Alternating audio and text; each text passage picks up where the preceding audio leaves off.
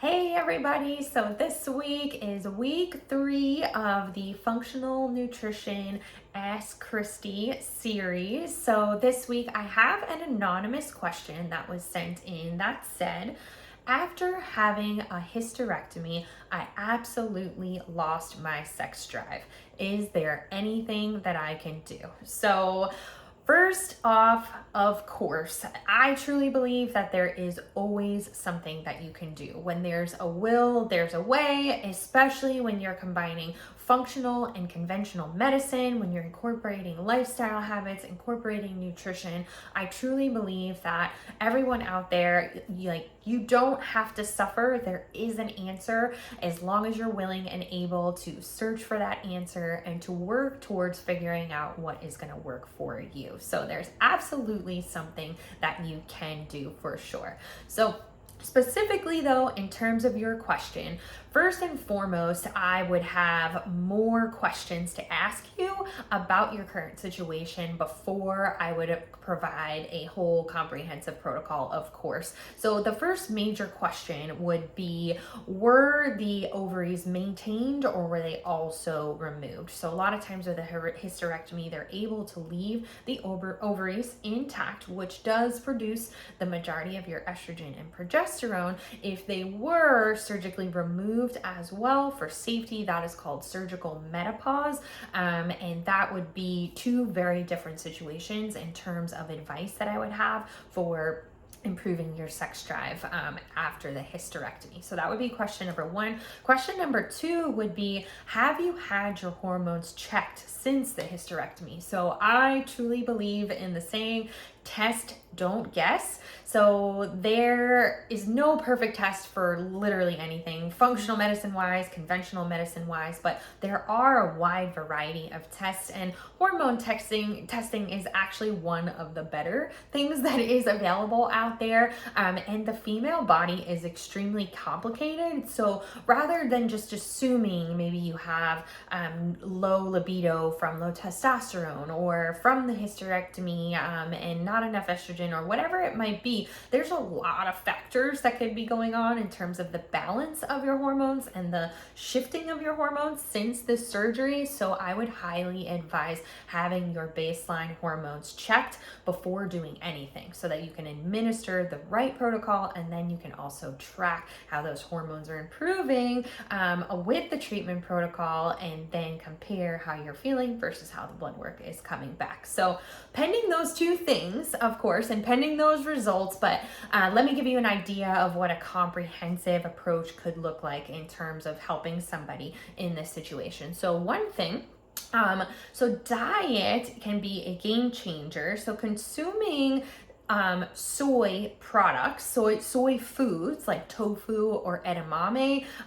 These soy foods, they contain what's called phytoestrogens. So if you are experiencing low estrogen, and that is the depletion of the estrogen after the hysterectomy is what is causing maybe the imbalance, causing the low libido, supplementing by eating a certain amount of soy foods, a couple servings per day, can definitely help increase those levels and reduce any symptoms that you might be experiencing. Another thing is something like maca root can be very helpful in supporting a healthy testosterone level and libido, and that can come in a powder form. It's a vegetable, a root vegetable. It can be added to your shake in the morning or something along those lines, and that could be supportive as well. So lots of diet suggestions we can make, but again, we want to test and know what's exactly going on so that we can prescribe what is right.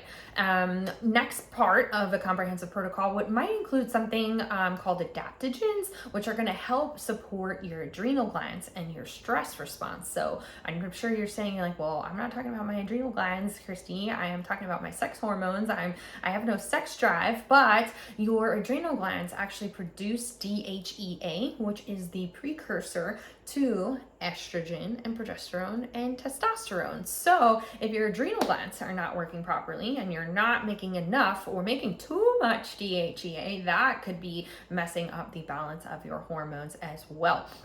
So DHEA testing would be part of a hormone panel that I would run to give us an idea of if DHEA might be a problem and those adrenal glands might be causing some of the hormone imbalance.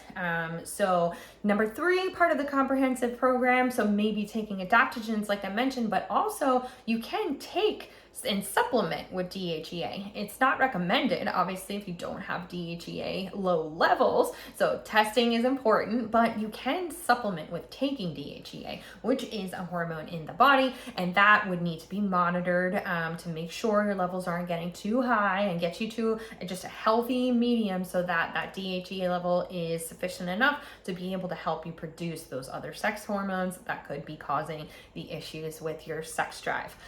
Next thing would be gut health. So your neurotransmitters and a lot of sex hormones and things are made in your gut. If you have dysbiosis, if you've got a fungal overgrowth, if you've got parasite or stomach infection or something going on in your gut, and even if you're not experiencing any gut symptoms, you could still have these things. I would definitely always incorporate gut health as part of a protocol when you're trying to regulate hormones and in turn improve your sex drive. 2 more lifestyle things. Strength training is huge, okay? You want to increase that muscle mass. The strength training, the muscle mass, that's going to help increase your testosterone levels naturally, and testosterone being elevated is really what is going to improve that libido.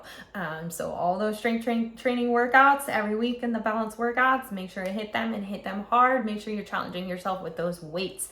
And the last one, acupuncture, to support a healthy stress response and hormone production. Acupuncture is just unbelievable.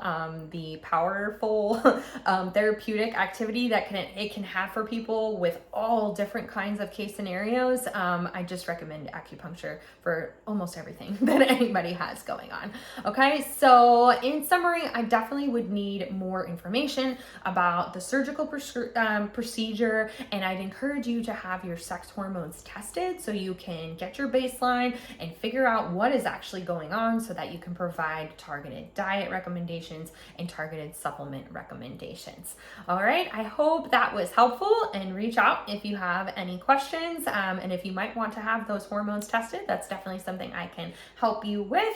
And anybody else out there that's been listening to these, if you're like, oh man, I think Kristie might be able to help me with that, what I've got going on, if you click the support tab in your Balance app, and you click one-on-one functional nutrition, you can book a 15-minute complimentary consultation. You and I will talk about what you have going on, just kind of like we're doing right now, and see if functional nutrition and maybe some additional testing, some targeted diet and nutrition supplementation might benefit you and get you to feeling better.